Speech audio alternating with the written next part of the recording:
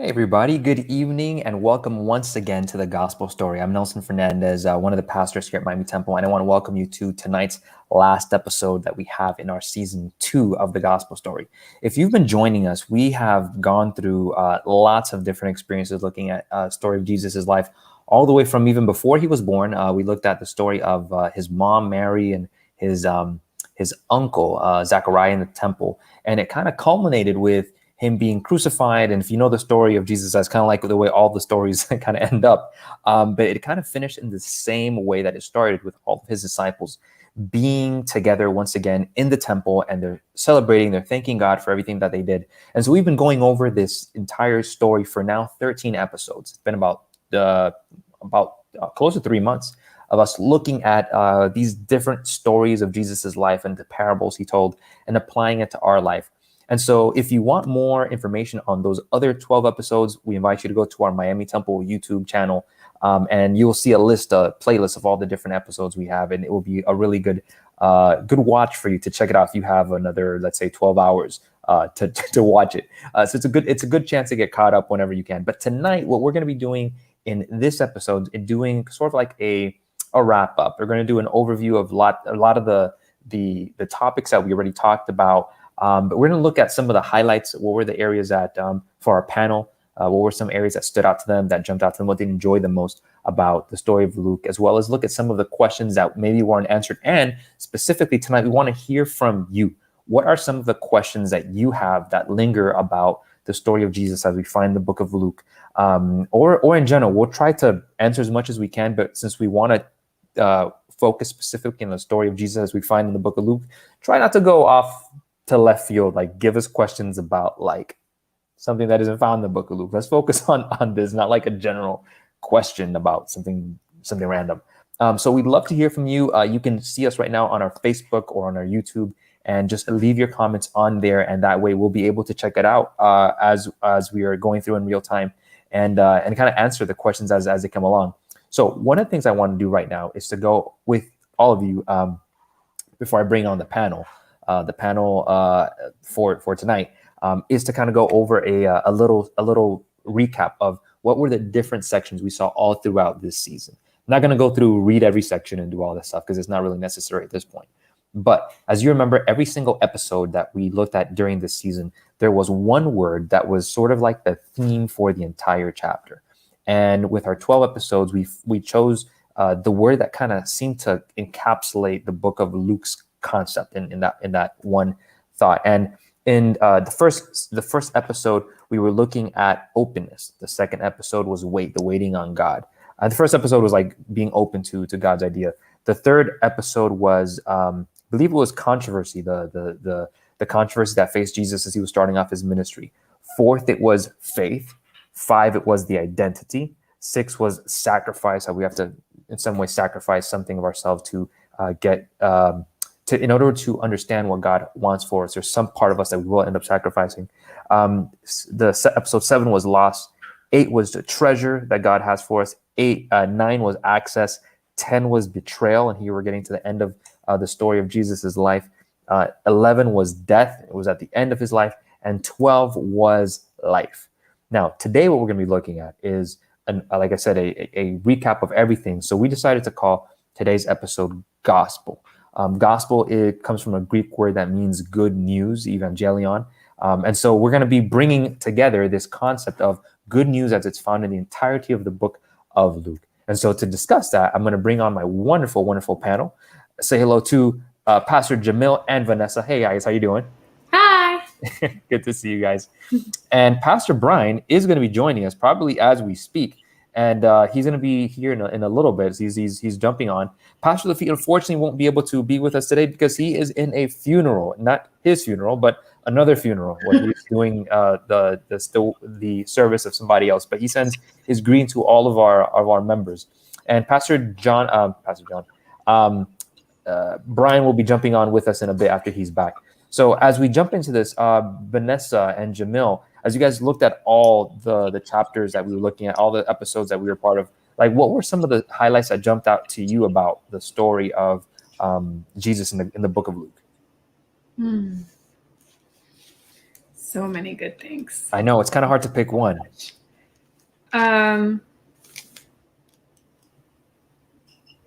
don't know if we've said this already, so we're like, forgive me if I have, but I just feel like the perfect phrase to summarize, I think, even all the chapters that we've talked about is unmet expectations, but also like surpassed expectations. Like, I think that the story of Jesus is so backwards from what people expected. He was supposed to be this king that was not only not like David, but better than David. Like, if you think of David, like, aside from, his like shortcomings there at the end of his life and all that, like, he was glorified. I mean, people put him on a pedestal, like, oh, like, he's going to be like the son of David. And he starts out the story by being birthed where animals feed. Like, it just is not anything that humans would imagine. But continually, Jesus points us back to, like, it's not about the glamour. It's never been about the glory. It all points back to the sacrificial love that the Father has for his children. And Jesus was the epitome of that love.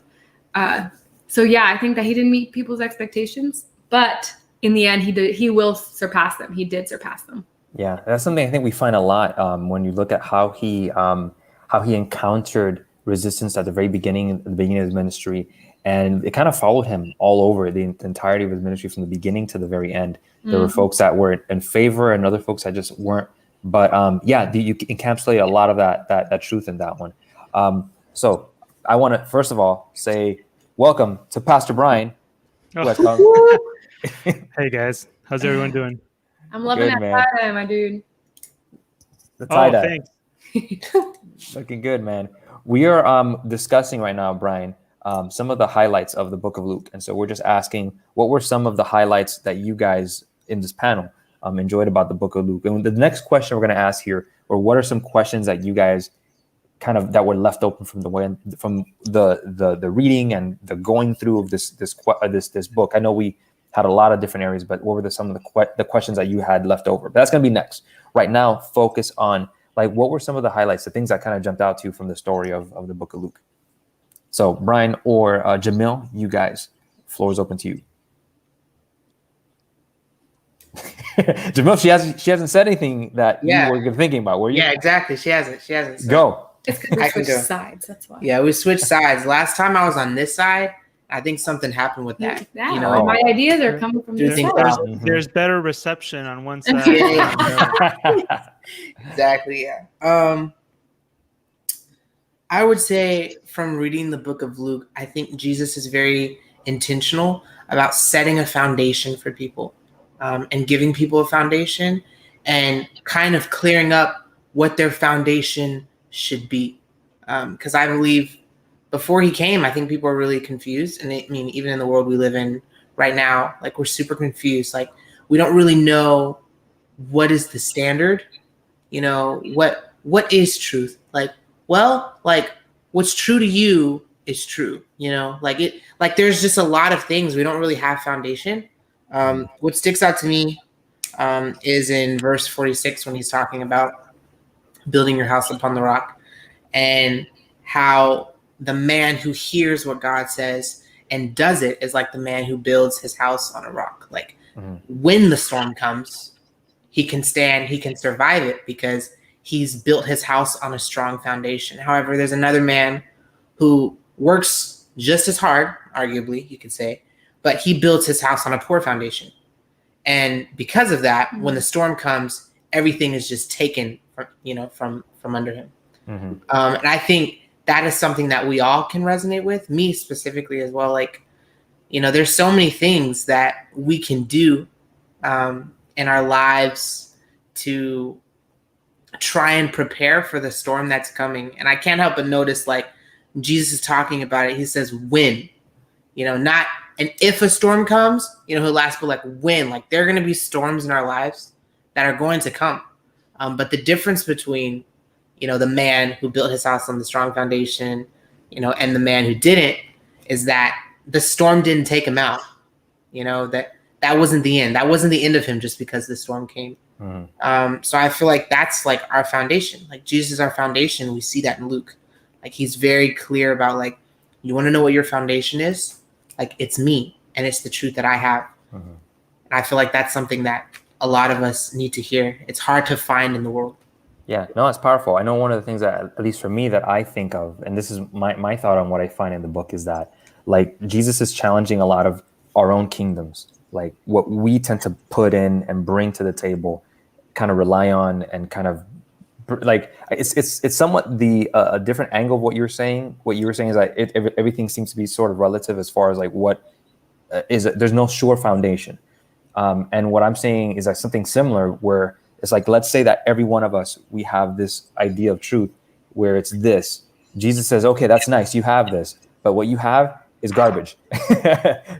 Whatever you have here, this isn't it. This is not the play. This is not what you want. Like, you may think this is great, but it's actually going to erode terribly. I mean, you look at the expectations that were found in the religious leaders, the expectations that his own disciples have, like every single one of them, it seems like through the book of Luke, even from the time before he was born, like even the Zechariah, like his father or his uncle, they had this expectation of what they expected God to do in their lives. And then when it was met with the reality of what God actually had in mind, like there was like this moment where they had to decide, like, am I going to follow with my own preset belief of what is true or what I expect, or am I willing to trust in this one? And I kind of, what we find is that those people that are happiest and most fulfilled in their life are those who are willing to kind of accept that their understanding is limited, but kind of work on God's agenda, recognizing that, hey, it might my understanding of what truth and reality and who's in and who's out in God's kingdom might be flawed. So let me just try to work on this one and trust that God is going to see it through. And that's something that I talk about it, and I think that, oh yeah, you should have it all figured out. That's not what I'm saying. Like it seemed like every time we were talking about a chapter, like I felt like, man, like this is calling me out, because I see some of the things that I'm struggling with too in my doubt, in my faith, seeing played out by people that lived 2,000 years ago. And I'm like, wow, that's it's a highlight, but it's also kind of like, wow, times change, but people don't. Like the same issues we have nowadays are those that are the same ones that carried us 2,000 years ago. So that it's crazy how that just happens, you know? Yeah. Brian, thoughts, what came to you, man? It's kind of difficult just to pick one. I think what kind of stood out as we were reading through these chapters were I guess the many things that we didn't mention because we didn't get to, right? There are many chapters, many stories, many teachings that Jesus, said and preached about that perhaps we never got to. But I found it really interesting how Luke just kind of tries to give some kind of eyewitness account to everything that he says. It's almost because he is fearing the same thing that both you and Jamil mentioned about this, how truth is maybe relative, right, to your circumstance, or is there such a thing as absolute truth? And it's almost like he puts a footnote, right, to corroborate his story in each one of his stories about Jesus. It's like, oh, so and so was there, this and that happened. Like, check the records. And I found it interesting how, like, at least the first part of Luke is talking about like, yeah, Jesus comes, right? And you have John the Baptist there, and you have like a few other characters and stories. He calls his disciples. He's preaching these amazing sermons, and everything that he's doing in his like ministry during his time of like public, I guess, service, he does so. At least from Luke's point of view, he does so with the intent of broadening that boundary that society has put. Like, these are the good people, these are the followers of God, and everybody outside of this or anyone beyond that is no good. It's almost as though like you're watching the Lion King movie, and it's like, oh, that dark spot over there, yeah, that's not ours, don't bother going over there. And Jesus is kind of like here, and everything that he does and everything that he preaches, he's trying to extend the boundaries or the limitations that we put on his power. He's trying to extend those things so that they cease to exist, right? Mhm. So he's always trying to serve the poor and uplift those who are like marginalized and things like that. And what's crazy is like the first part of the book seems to be about that, and then afterwards, what you read afterward is just like him journeying to Jerusalem and dying. And so it's almost like Jesus kind of shows us like, this is the way, this is what it's like to be a disciple, a Christian, a follower, my follower. It's about doing and preaching these things. And now this is the consequence of what will happen when you're a follower of mine and you do and you preach these things. And it's not a happy ending, at least for most of the second part of that book. Obviously there's a resurrection and all these things, but I think we think of Christianity a lot along the terms that Jamil mentioned, where, oh, I have a good foundation. That doesn't guarantee you that the storm is not going to come, right? And it doesn't guarantee you that anything really, apart from, hey, maybe, if I did it right, I'm still going to be here when it's all over. And I think that in a way, that's the promise that Jesus makes, right? It's like, I'm going to be with you till the end. All these horrible things might happen to you, but I'm going to be there. Like, your foundation is going to be there. Yeah, I can see that. Especially, I was skimming through the chapters, trying to think about points where you were talking about, and I think about chapter 7 where we looked at the section on faith. That section had, if you remember, the story of the centurion's son and the widow that that Jesus raised up.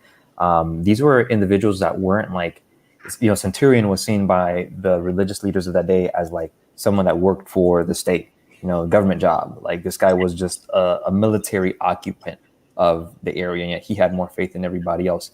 The widow's son was somebody that was very low on the social economic ladder. Her son had died and she was a widow herself, meaning that her only source of income was now gone, and yet God like heard her prayers. And so it seems like over and over again, like the idea that Jesus is saying, he's challenging, like you're saying, the conventional wisdom of the day, and looking at the distinctions that people make and saying that, well, yeah, you may have this belief about who should be in or out, but that's not true. And I just, again, once again, I just feel like even today, we have to ask ourselves this question. If we think that those lessons were just true in the past, like, oh, that we have no more, like those have been answered in the past. And if there's no need to apply them today, like, we're reading different scriptures, because that same work needs to be done by all of us today. We all have those prejudices and those. And it's pushing us to ask this question, right? And we know this question full well as pastors. Is like, am I willing to get crucified for broadening the scope that people see through, or for broadening that those boundaries? Because especially in ministry, you're trying to kind of like swerve around certain things, right? And you're trying to do what's right for everyone to be happy. But the truth is, people aren't going to be happy about you moving things around, about you shifting, about you just like continue like radically shifting like everything on its head, So it's I realize to kind of go through that. I think that and I think you bring up a point that just came up. It seems like most of the times, as Luke is kind of explaining, and we're realizing today, that we don't have a problem with understanding the principles in Scripture, but a lot of times we come into friction when we're talking about applying the Bible to our lives, specifically in our own prejudices. I think about like here in the United States, like the issues that, for example, Martin Luther King Jr. had in like the 60s, applying it to like, hey folks, like when it talks about like the issues of class distinction, we still have institutionalized segregation and we need to get rid of it. But Christians weren't generally the ones that were together on one stance on this, when it was like, And even today, I think there's still that work that needs to be done on for us to try to understand this. So I see Jamil trying to. He was like, yeah, I see you want to get something out. No, I was just agreeing with what you were saying. Yeah. Yeah, I was just Okay. agreeing with what you were saying. I mean, Jesus kind of shakes them to their core too, because he like, you know, flips over like stuff in the temple. He gets angry. We missed that. I don't know if that's where if this is the gospel he does that. I think it's this gospel too, that he kind of has like some kind of Cleanses friction in the temple. Yeah. And like just to their core, like you're doing it wrong. You know, you're not guaranteed my presence simply because you do these things. Yeah. Keep in mind, we only read like half of the book. We had 12 chapters, and the book itself, I think, was 24 chapters. So there's half of this book that we haven't even looked at, which was different than last season, where you looked at, sequentially. So there's a lot we didn't even cover. So yeah. Vanessa, you're going to say something? No, it wasn't on this topic, so I'll hold on this it. topic. Okay, cool. So there's a lot of questions though, since go ahead, Jamil. I just wanted to affirm what you were saying. Just you and Brian, both of you, like, what happens when you make room at the table, for others? What happens, like, the people who are already at the table? Yeah, man. Like, what are they going to do? Like, are you willing to get crucified by the people who are already at the table if you're going to be intentional about making room for the people who aren't there yet? I think that's a heavy one right there. Let me tell you this, before we move on, like yesterday I found out about 2 scientific studies. One study revealed that we tend to lack empathy when we become powerful, when we move up the ladder in whatever capacity you find yourselves in. Well, we tend to lack empathy for those that are not doing as good as we are, because we think, whatever. So the conclusion was that we lack empathy for that. There was another study that showed that people lack empathy for those who they perceive as being farther ahead than they are, because they think, like, for example, here in Florida, we live in Miami, and one of the biggest issues that's happening right now is the building collapse in Surfside. Now, I remember on Twitter, I'm active on Twitter, and I remember some of the tweets were like, listen, those apartments, one of them, the condos, one of them sold within last year for $1.2 million. So we're not talking about like, a home of $300,000. Like, these were really well-off people. And so the assumption was that therefore that because they had it better off, that, it's terrible tragedy, but they were well off, so they have money, which kind of revealed the concept that what? Right. But it revealed the truth of that study, that we lack empathy for those that are doing better than us. But both of these studies together reveal something that's tragic about us, namely that we lack empathy for anybody that isn't like us. So if you're ahead, if you're behind, this isn't scripture. This is like sociology, psychology right now. And so what Jesus is doing when we apply the scriptures to our life today, he looks at our own prejudices that we have today, and he calls us out. He's like, at your table, you will only accept people if they're wearing ties. You'll only accept people if they're straight. You'll only accept people if they look like you, if they talk like you, if they don't curse, if they don't drink, if they don't worship other gods. And what I'm telling you is that your way of seating people is super hypocritical, because God sees you in all of your filth, and he still came. And that last half of the book shows that how he died for you. And you think that you're going to get to heaven thinking about all these evil things in your heart about your neighbors, but yet you still expect me to uphold a standard that you yourself aren't willing to live by. I got to tell you, the kingdom of heaven is not built by man. It's built by me. And so to give you an example of what I do, I'm going to show you what my love is all about. I'm going to preach half of this book to give you principles and ideas, show you people that were actually living the gospel. And then I'm going to show you what the gospel does to me. And then I want you to do the same with others. So it's a powerful concept, because it's not just this idea of like, oh, stories in the past that don't have any relevance today. It's talking about all of our prejudices today. And it calls me out. Yeah. And here's the thing about Jesus is like, he models everything that he desires his disciples to do. Like you've already kind of mentioned that, but think about like the 12. You have a zealot, and then you have a tax collector. So it's like literally like the extremes on both sides. Like the traitor to his people, literally the scum, worse than Romans, right? Because you've admittedly chosen to make wealth off the backs of your people. This is the tax collectors. Yes. Yeah. And the zealot, which is like this trained group of people who were hoping to overthrow the Romans, right? Kind of like we would talk about the insurrectionists, if you will. Exactly. Yeah. Like he's training. I mean, you can imagine that they'd be more like Al Qaeda, I feel. Al-Qaeda, yeah, you can say the zealot, sure. I mean, listen, and Jesus is like, yeah, both of you guys, I would really like for you to follow me. And in fact, one of those is going to be a gospel that people will read like from here on out, right? He's going to write down everything. Why? Because he's gifted clerically, right? That was his job, was to numbers and writing stuff down.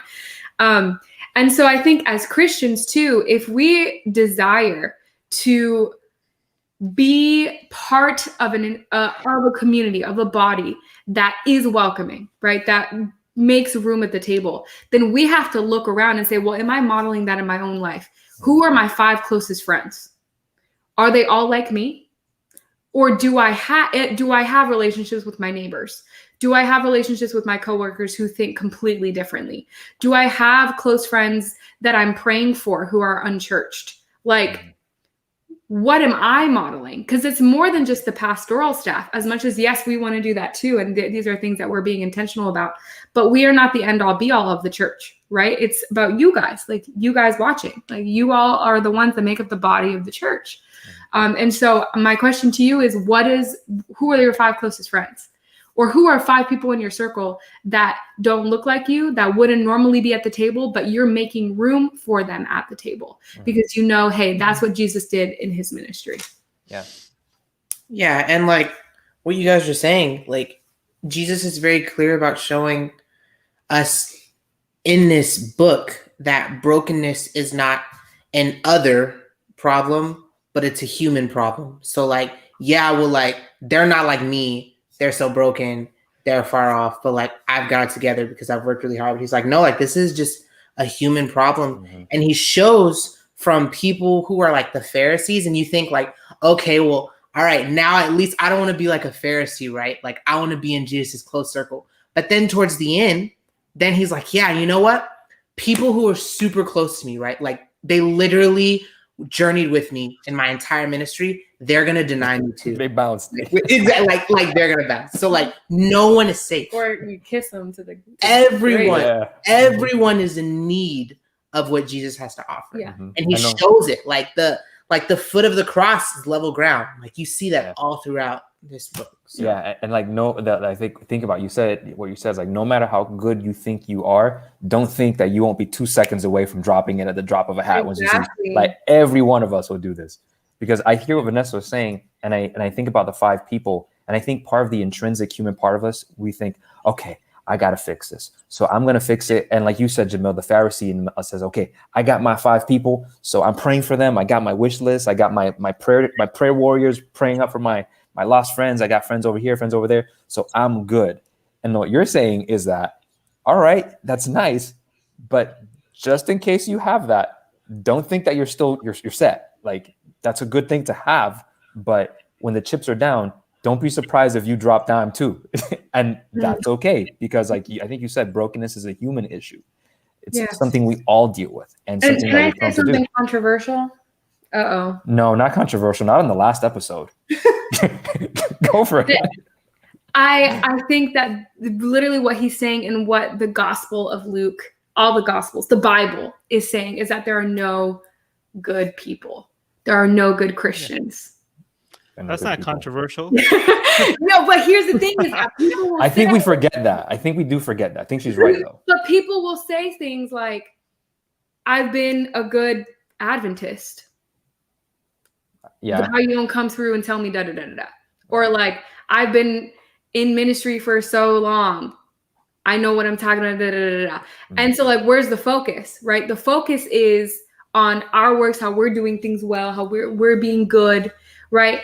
And what that leaves with, like, I've seen people who are close to death, and it's so sad, who have been Adventists their whole life, and they're like, you know, battling cancer, or they're like in this place where like they may not live anymore, and they don't have assurance of salvation, and they've been in the church their whole life. Or they don't have a single friend. It's like, how are you a good Christian and don't have a single friend? Yeah, no, I know what you're saying. I think a lot of times because we tend to fall into like a rut of routine.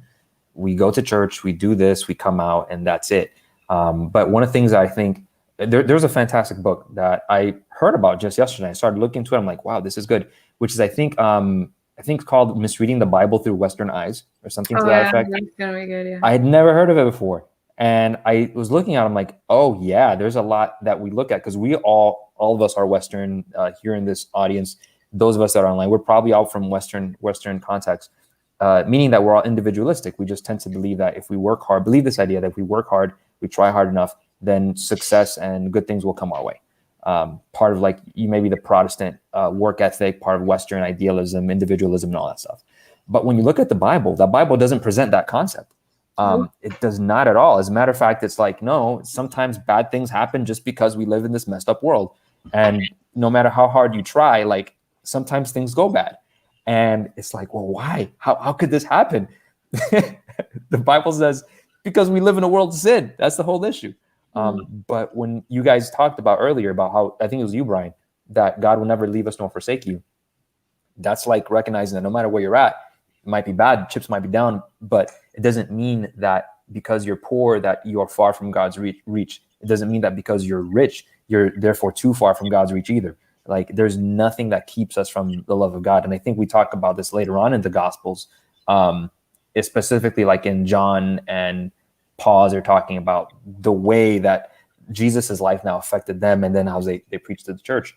But like you said, this is something that we have to recognize daily, that we just all have this issue. It doesn't mean that because you're a pastor or because you're Christian or because you believe in God, that therefore you have somehow closer access than someone who doesn't. Like the moment we seek God and seek him sincerely, he will be found. And that's like what God is trying to hint at this in this whole chapter, whole book. And I don't think church helps with that, you know? Like what we know as church, like going to church on Saturday, doing the whole like worship and all that stuff, and then leaving. I don't think it helps with that, because if you go back and you look at the disciples, right? Vanessa was mentioning, the name threw me off. I'm like, it's not Vanessa was mentioning about like the huge, you know, chiasm that there was between you know, Simon Peter and Matthew, and you know, the same existed between like the fishermen and probably, you know, Judas, who actually knew how to be a good accountant, you know, administrator. And there was huge issues. There was brokenness, right? Like Jamil mentioned, throughout all the 12. There was none of those guys got along. Like if you really look at their relationship, you know that none of those guys got along. I'm pretty sure like the moment Simon found out, it's like, dang, Matthew made the cut. Hey boys, we gotta, you know, take him off the hit list because, you know, he's with Jesus now or something. I don't know. But you don't see that in today's church. Like we're not honest about, you know, who we dislike. People don't know that we dislike them or that we love them. We just kind of come into a building and we're like, oh yeah, you know, praise God, how was your week? Oh, it was great. Where are you going after this? Oh, nice, good for you. All right, I'm out. You know, but we're never really like genuine and true to each other and say like, hey, really, like, let's be honest, like we don't really get along too much. Nor would we call like a successful ministry one where everybody's like at each other's throats. You know, it's interesting. That was Jesus. You know, that was actually the Last Supper. Like the Last Supper, part of that was like they were fighting about who was going to be first. So you don't get to fight about who's going to be first unless you show your cards on the table. Like, listen, no, you have no business being first because I know you. You were blah, blah. And Jesus in the back's like, guys, I'm about to die. I have something important to say. If you guys would give me a minute, but yeah. But part of being a, you know, followers of God is being open about our brokenness, not only like my individual brokenness, but the the broken relationship that I may have with another person within that circle of Christians. Yeah, collective brokenness. Being willing to fix that. Yeah. Sorry. Yeah. No, you're good. You're good. And any thoughts you guys have, that's fine. It's been a good conversation so far. Marlon Moody mentioned here, what a difference it would be if we would compare our Christian walk with Christ instead of comparing it to our neighbors. We are all in the same boat. So there's no levels. That's And right. you're right, Marlon. I think that's absolutely true. Like that's the whole point, I think, of the whole book that is trying to teach us that we are all, like the saying goes, it's a stereotype. It's some people say all along. It's the foot is level at the ground is level at the foot of the cross, because it's not like sections of more holiness. It's all level. There's just layers of brokenness, if you want to think about it that way. Like everyone's more broken than others, but that means that God has more work to do. It's great. So what are some questions that you think linger on as we've been looking at this? I know that there's a lot of questions as far as like, hey, what else isn't mentioned in the book? I know that for me, one of the questions that I had lingering on, it's kind of like small details that kind of stick with me here and there. Like, for example, one of these for me is like, there's this kind of enigmatic section near the end of the book, right before Jesus gets to Gethsemane, where he tells his disciples, by the way, guys, like sell your tunics because you're going to need a sword. We're going to need 2 of them. And so he mentions that. And I'm like, those are some questions that kind of stand out. It's not like it's like a deal breaker for me. Like I need to know that. But what are some other questions that as we're reading through that, things that kind of stood out to you, questions that were lingering from details or aspects to stories, or teachings that kind of left you scratching your head and thinking, I still wonder about this, if at all? I don't know if it's like still wonder, but I think it's maybe something to like look into, is like, what were Jesus's values and how do we know that? I think that, as a church, our desire is to have values, right? But oftentimes the values that we choose are like aspirational versus actually reflective of our reality. So like a church is like, oh, we're a friendly church. We're the friendliest church that you'll ever meet. I remember, You're greeted at the door by the greeter, which doesn't count because that's their job. And then maybe like somebody says hi to you like at the beginning when they're like, get up and say hi to people. And then like after that, nothing, right? So like your value, you say is friendliness, but in actuality, you're doing something else. And so I'm looking at the ministry. I know, right? Friendly church, yeah, friendly church. You can make like a SNL short like on friendly church. I feel you could. Friendly church. Oh man, so friendly. We don't even make eye contact. Man, yeah. So yeah, I think I'm looking at Jesus and his ministry and like what values did he have, and like how do we know that he had those values, or just different things that I would like to go back and look at, Yeah, I mean, I know that you guys told me about checking out this the series, The Chosen. That I know. That's one of those things. Maybe in the hiatus, maybe in the next. Get it together. I know. I'll check it out. But just seeing this very human side to Jesus, I feel like that kind of paints this like, what was he actually like in real life? Like hanging out, like telling jokes. I imagine Jesus must have been a really funny person. I don't know, but you're talking about like comes with his values. What about that? Yeah, that's a strong concept. Yeah, good. I love the human side of Jesus that you see in the show, but also there's a book that like reflects that too. But in the show, there's a wedding, the wedding at Cana, and like they spend a lot of time on that wedding actually, and they show Jesus during that wedding. And in Jewish weddings, like dancing was common. They would like dance together or whatever. And Jesus is dancing at that wedding, and I was like, I can't wait to go to a wedding. I am justified. Yeah, the kind of things that Jesus would do today. I know. Interesting. Good. Yeah. Ryan or Jamil? I think I would just ask. I don't know if we're like, what's the scenario here? Am I asking Jesus, or like, am I just asking and like hoping I would have the answer? I don't know. I think that sometimes it's difficult for me to be able to determine how far Jesus would go, like where would he draw the line? for me, it's difficult to decipher that in scripture. Like, he's like tearing up the temple, and it's like, oh, it's holy, Jesus is doing it, so it's good. And here you take down a sign, and it's a big deal. But how far would Jesus go? Or how,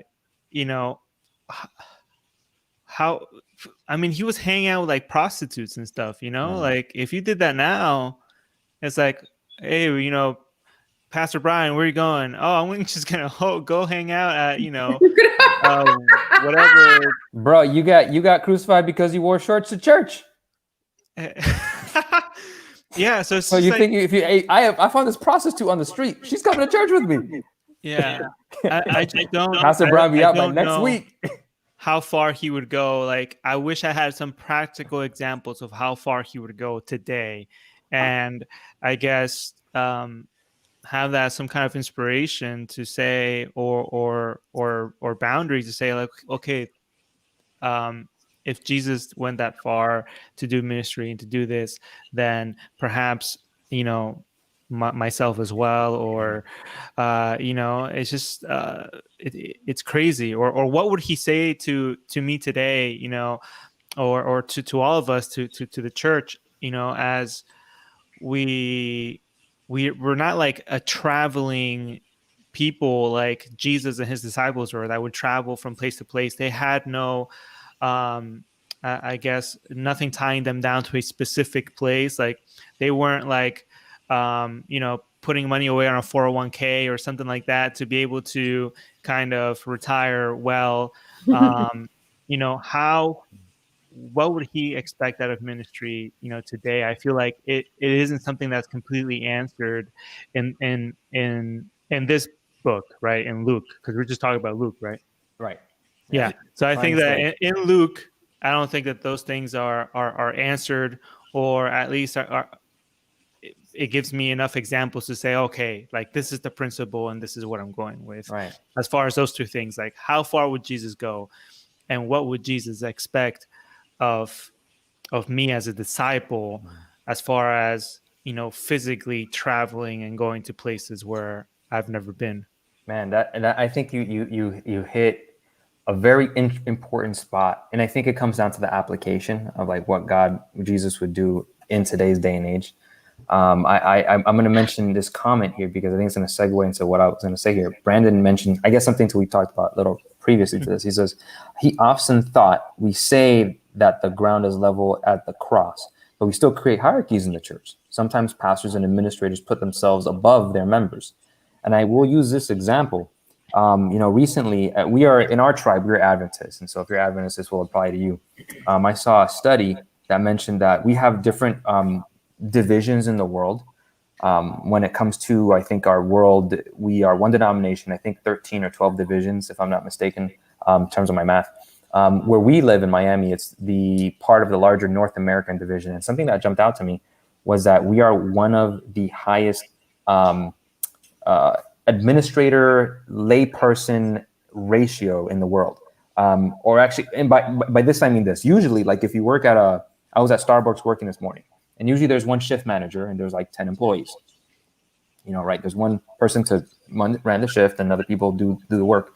But here in the NAD, in other parts of the world, sometimes it's the same way, 10 workers, pastors for every one administrators. In some places like South America or Africa or in Asia where there have multiple churches, the ratio can be high as like 100 to 1, like 100 pastors for every one administrator or 20 pastors for every one administrator. But here in the North American division, you want to guess what's our ratio? 1 to 1. So for every layperson, or for every pastor in the field, we have one administrator. And that is a definition of a very top-heavy system. Now, that's just not even look at the members. This is just the pastors and the administrators in the church. And so when you think about like even some of the issues that can happen within the church locally, where pastors can come in unilaterally and say, this is what we're doing because I'm the pastor. It's more common in some cultures than others, and sometimes they'll agree to that. But we do, in fact, create power hierarchies, even on something like ordination. Like I'm an ordained pastor, and therefore you guys aren't ordained pastors, and What does that mean? Right? So, like, we're not even going into that, right? So we talk about the foot is equal at the foot of the cross, but we also have like power hierarchies that it's just kind of like we have it there and we don't talk about it, because talking about that would mean that we'd have to change things, and we don't want to change that. So we'd rather just talk about the niceties. So what would Jesus say? Like, if he was in our temple at Miami Temple, what would he knock over? What would he challenge? What would he go against? I would be interested, like you said, Brian, to know how far Jesus would take things, certain things. But we don't know. And that's the part that, I'd love to know. But I think this is where I think each one of us, we have to take personal responsibility and recognize that I may not be able to change everything in my church. I had to recognize that, but I can at least do my part here in this part of my vineyard where I've been assigned to. And I'll be faithful to work here and also call for change everywhere else. But it's about us being being aware and being intentional about trying to do what we can where we are called to serve. So I hear what you're saying, man. Jamil, thoughts on you?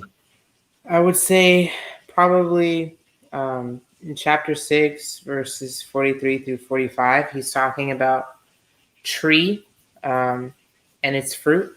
And he's talking about good fruit and like bad fruit. I would say a question for me that I think I struggle with all the time is, what is God's definition? I know there's the fruit of the spirits and things like that. I know that's a thing. So you don't have to answer it with that necessarily. But like, what is God's idea of good fruit?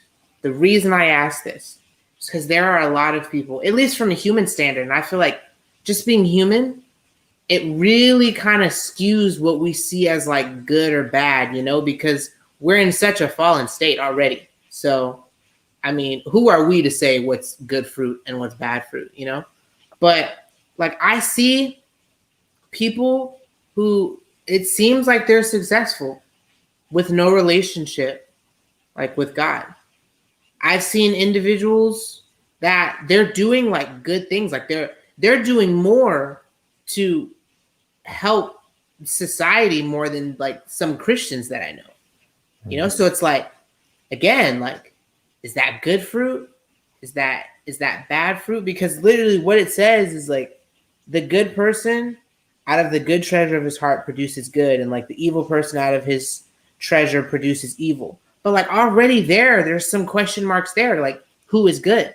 Like the Bible, if you read the Bible altogether, like you end being like, yeah, like we're not good, God is good. Like that's clear. Like God is good, we're not good. So again, like if we're not good naturally already, and like every good thing that we produce comes from God, then how are people who are not even relying on what God has to produce?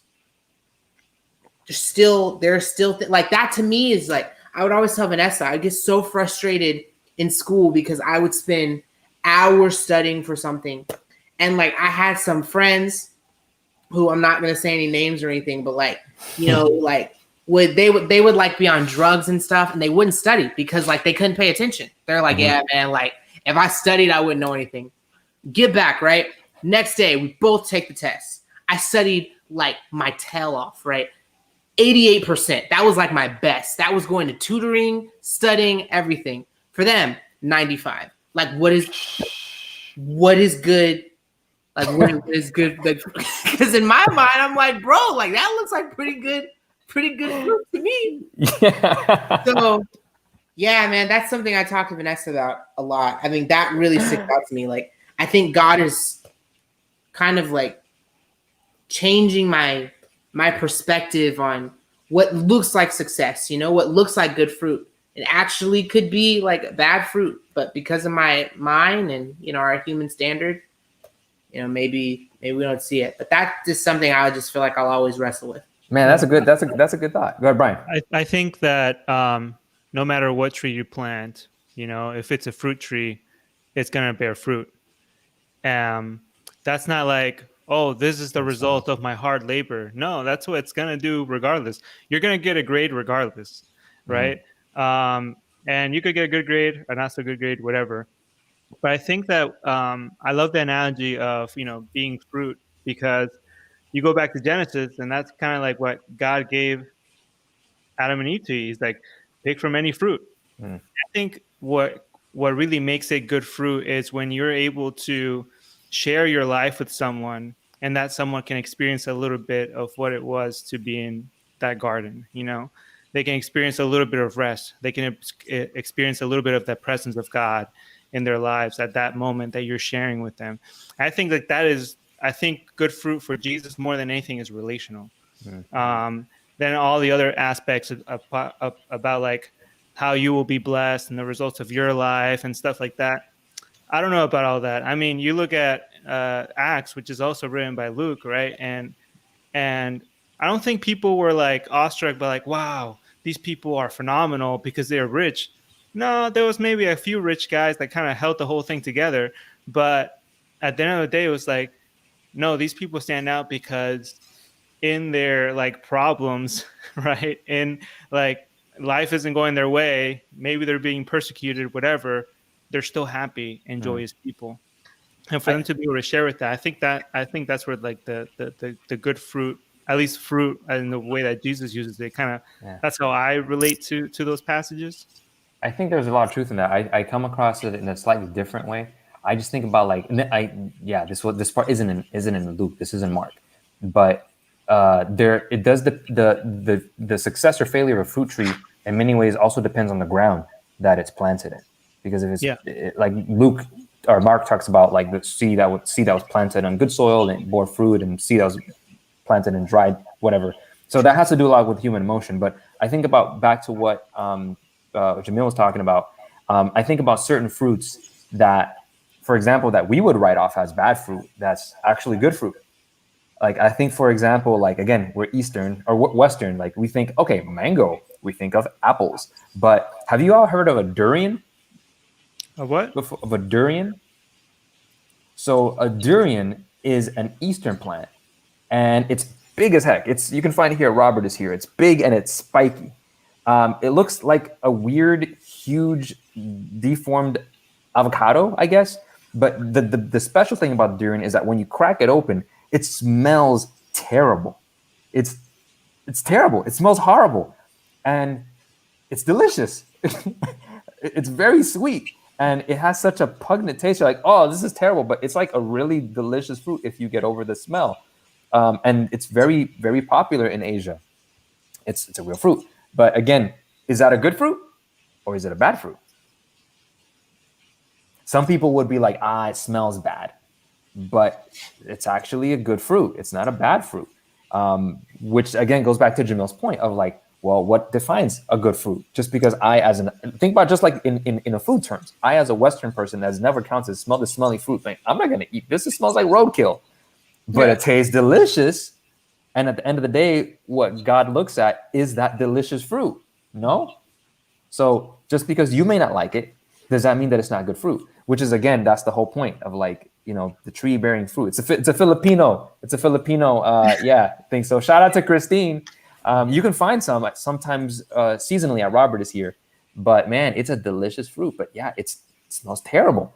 But again, the whole concept of good fruit, bad fruit, like we're all bad. So how do you determine that concept? I think sometimes we look at other people, we're like, man, this is bad fruit, man. It just smells bad. But to God, it's like, all right, smells a little bit bad, but it's delicious. Yeah, something that Vanessa tells me too. She'll remind me because we talk about this stuff all the time. Is the fact that there may be things that may look good to us.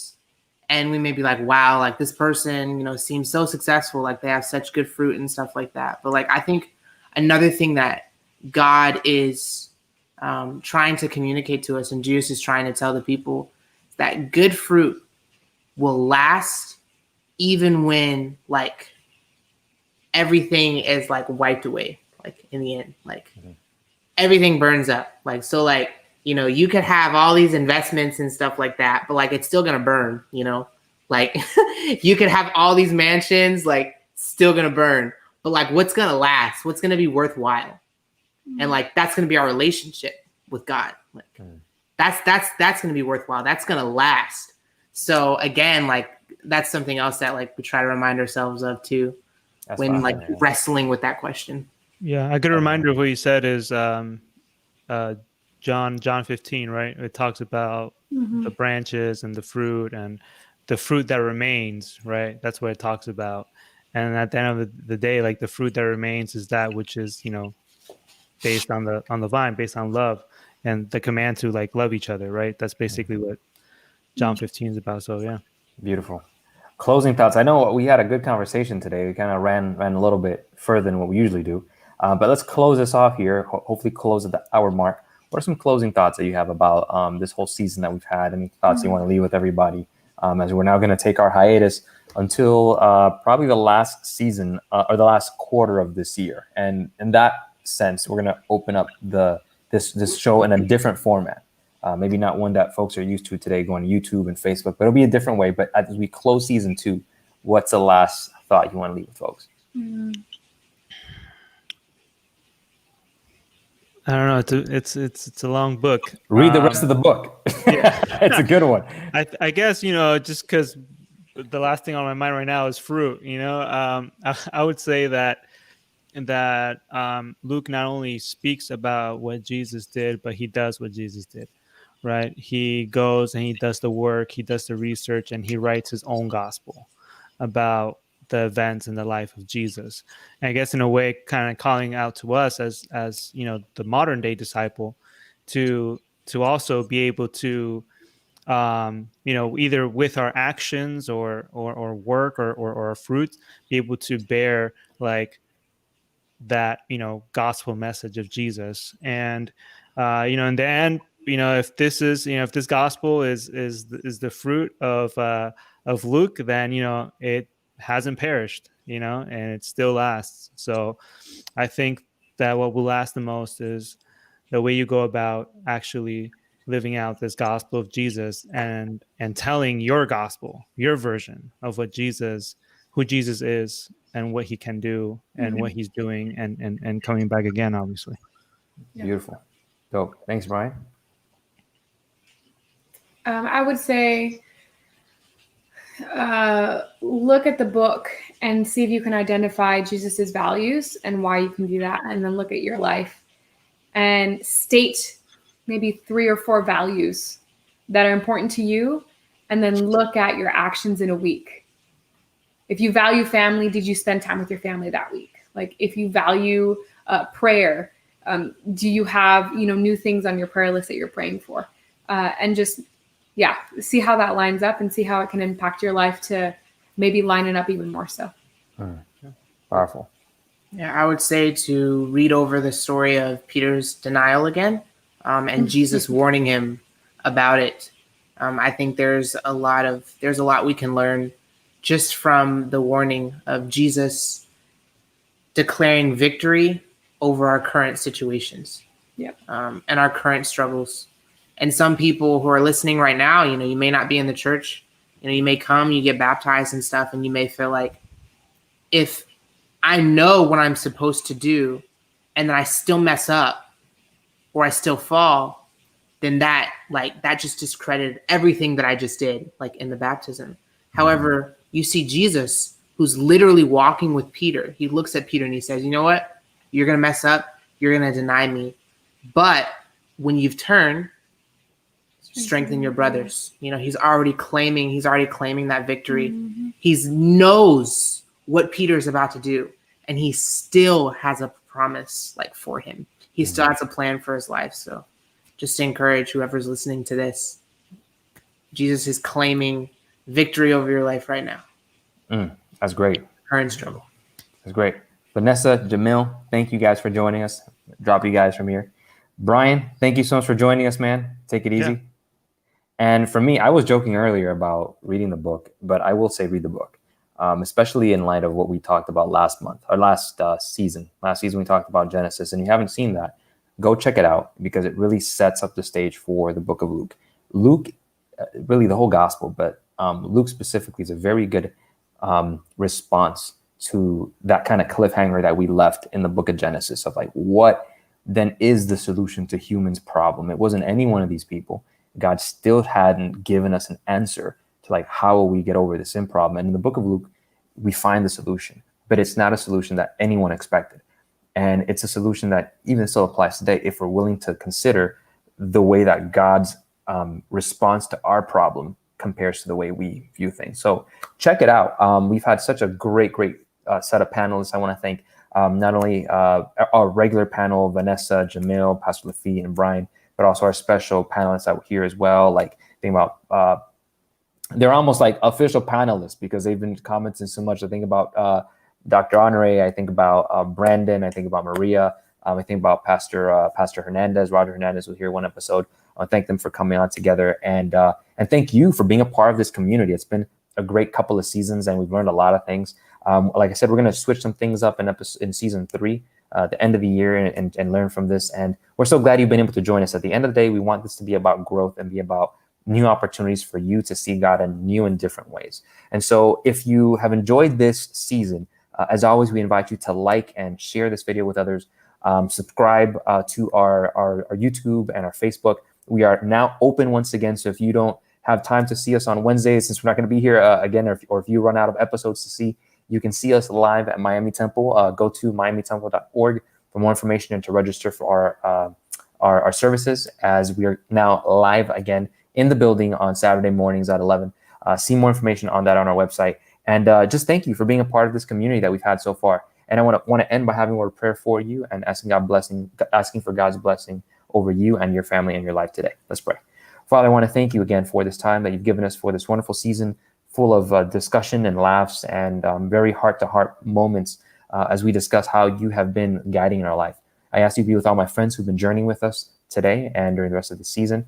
I ask that you help them to understand themselves and see the world through new eyes as you see them, not as broken and irredeemable, but as fully loved and fully broken, but broken and not out of luck. So thank you for seeing us, Father, as who we really are rather than who we think we are, and helping us to see ourselves in better light, remembering that as we look to you, Father, we can and we must make changes in our lives and around the world to reflect what we've learned from you. So thank you for this opportunity you've given us to just embrace and accept your love for us, and just give us a wonderful night. This is our prayer in your name. Amen.